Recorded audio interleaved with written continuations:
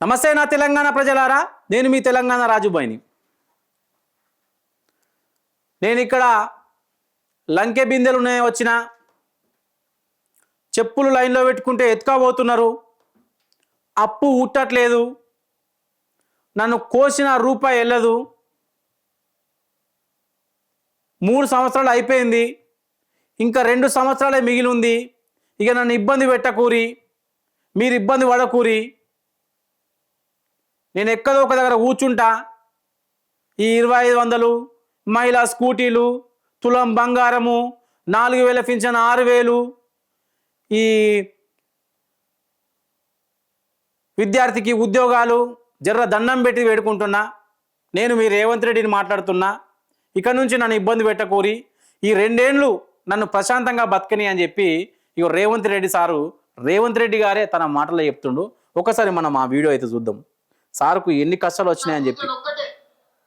ఆనాడు ఉన్న పరిస్థితుల్లో కాంగ్రెస్ పార్టీ సంక్షేమము అభివృద్ధిలో ఒక విధానాన్ని తీసుకున్నది. ఆ శకం ముగిసింది, అయిపోయింది. ఇవాళ నిజంగా నాకు మీకు భూములు ఇవ్వాలన్నా లేవు, ఈ ప్రభుత్వం దగ్గర భూములు అందుబాటులో లేవు. ఇక మీరు భూముల గురించి ప్రభుత్వం ఇచ్చే ఏదో సంక్షేమం గురించి ఆలోచన చేయకండి.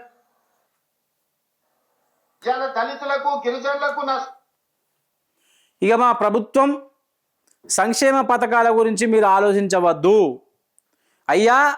2 ఏళ్ల తర్వాత ఎలక్షన్లు వస్తాయి, ఇక మాకు ఓటేస్తే ఎయ్యిరి, ఇక లేకపోతే మీ ఇష్టం. ఎందుకంటే నా దగ్గర రూపాయి లేదు, నన్ను కోసినా ఇక వెళ్ళది అని డైరెక్ట్ రేవంత్ రెడ్డి గారే చెప్పుకుంటూ వచ్చిండు. ఇక చూసే తెలంగాణ ప్రజలు ఎలక్షన్ల ముందు రోజు సార్ ఏమన్నాడు, సో ఇప్పుడైనా పాపం ఒప్పుకున్నాడు, నా దగ్గర ఏం లేదు, ఇక మీకు ఏమి ఇయ్యను, ఇక మీరు బాధపడకూరి, నేను బాధపడా, మీ జాగాలో మీరు బతుకూరి, నా జాగాలో నేను బతా అని చెప్పి అంటున్నాడు.